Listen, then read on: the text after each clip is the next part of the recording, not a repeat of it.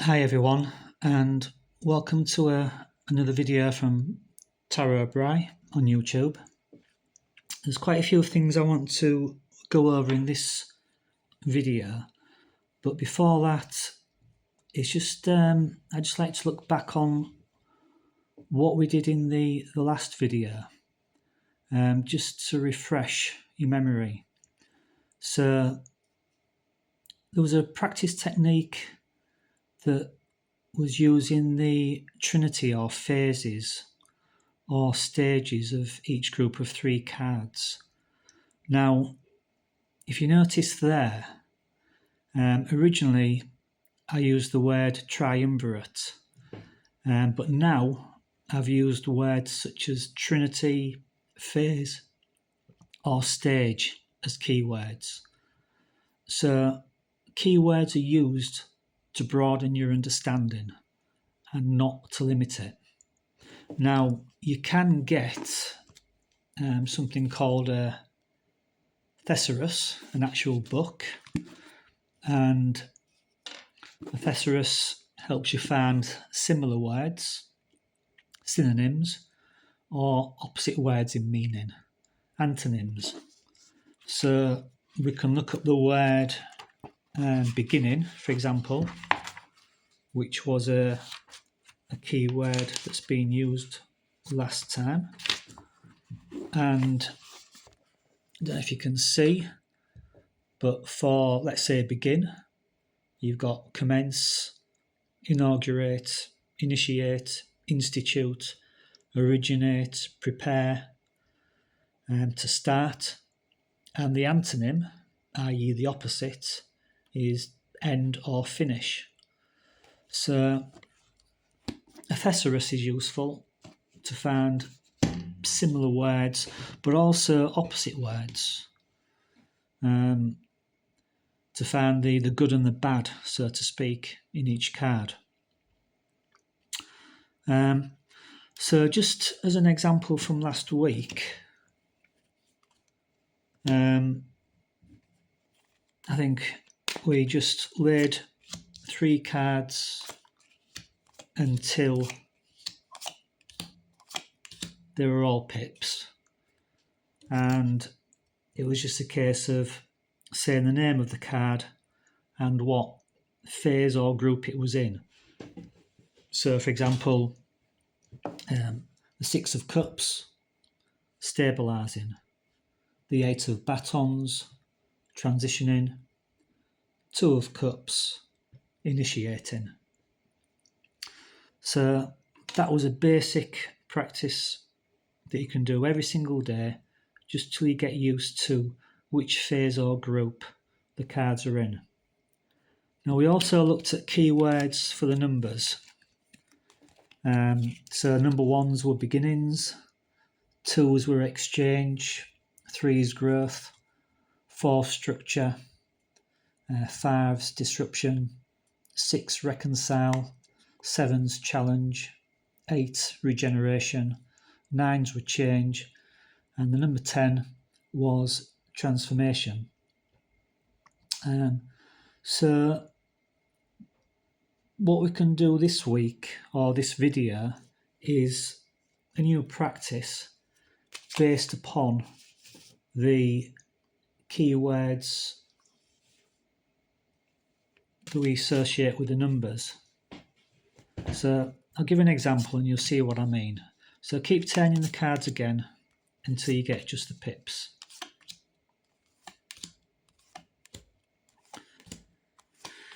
There we go. So we've got the 6 of coins, and the key word for the 6s is reconcile, and it's in the phase or group of stabilising. So 6 of coins, reconcile, stabilising. 7 of swords, challenge, transitioning.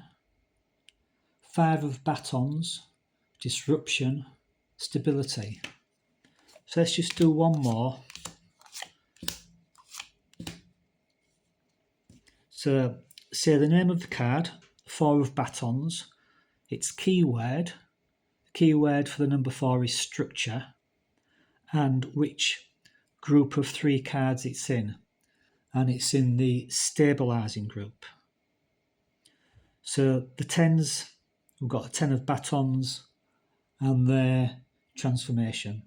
So just transformation for the 10s. Here we have the 4 of cups. So 4 of cups, structure, stabilising. So that's another simple practice you can do to get used to the keywords and what kind of stage this person might be going in. Now we will come on later to start looking at other ideas. So for example, we have 2 4s here. We'll look at the even numbers and how they're receptive. But what I'm just going to do now is look at the elements, because that ties in nicely with the idea of receptive and active numbers. So we have 4 elements, and it just fits in. I associate an element with each suit. Now, 4 elements are fire and air. These are the active masculine elements. And we have water and earth, and they're the receptive feminine elements. So I associate fire with batons, air with swords, water with cups, and earth with coins. The batons and the swords, the whole image of the aces are just extremely active and masculine. So it's just a case for me, would I associate fire with the swords or fire with the batons? And we have a crown in the swords, and the crown can be symbolic of the head, the mind and thinking. And the element of air is associated with communication, ideas, thoughts and thinking. So it seems a natural place for air to go with the swords, which means that fire goes with the batons as the only other active suit. Cups hold and retain, so water fits in nicely with the cups, and coins are material, and the material is earth. So fire, air, water and earth. Now, I've not mentioned reversals yet, because before you even think of start using reversals, you really need to become familiar with your cards. You should be able to picture all the basic details or elements of every single card in your head before you even think of using reversals. But you can use the elements as a way of understanding whether the cards are positive or negative. So, for example, fire and air are friendly. They're the active elements. The receptive elements of water and earth, they're also friendly. Now, fire and earth, they're neutral. They're okay. They can get along. Air and cups, likewise, they're neutral. They can get along. But the one thing to really watch out for are the elements that are antagonistic. And fire and water don't get along. Air and earth don't get along. So what we can do is, you can just practice a 2-card spread. Just keep turning over until you get the pips, and we've got earth and fire. They're neutral, they get along. Very active elements of air and fire, a lot of energy here, they get along.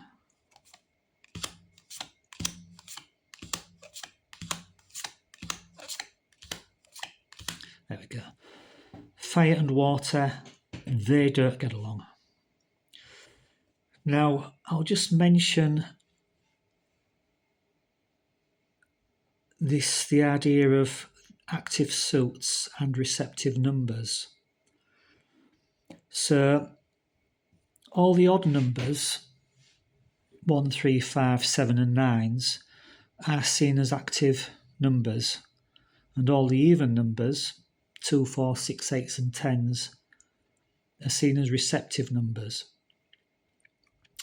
So each suit from 1 to 10 has active and receptive numbers in it. So if you take an active suit of fire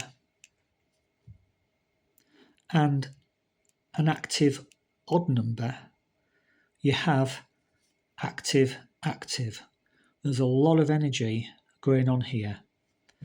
Now, if you take a receptive suit as the element of water, you have an even number, and the even numbers are receptive. So you have receptive, receptive, which is a completely different type of energy to active, active. And that's something, again, that you can pull into your readings and we'll look at later in future videos. Now, the last thing I want to do today is give you some keywords for the court cards. And it can apply to all the court cards regardless of their suit. So for the Valets, the keyword is learning. For the Chevaliers, the keyword is doing. For the Queens, the keyword is helping. And for the Kings, the keyword is controlling. So that's learning, doing, helping, controlling. Now, you're starting to build up quite a lot of techniques now here for the pips. You're understanding what phase the card or the querent's going through and what stage within that phase as well. And you're learning characteristics of what that person might be doing, how much control they have, whether they're doing something, whether they need help and assistance, whether they need to learn something. Now again, these are key words from which you can build other keywords from. So don't limit keywords. Keywords are there to expand upon. So in the next video, we'll start to pull all of these together and add some meanings to the suits. And at some point, I think I'll probably start with the batons. I'll go through each card 1 to 10 and we'll start looking at how you can find an understanding based upon the image in the card and the relationships between the cards. So you're not just looking at keywords, because the images that you see in the cards and the directions that we've spoken about in previous videos are important as well as just basic keywords in a reading. So I'll leave that there now and look forward to the next video. Thanks for watching. Please like and subscribe. Thank you. Bye.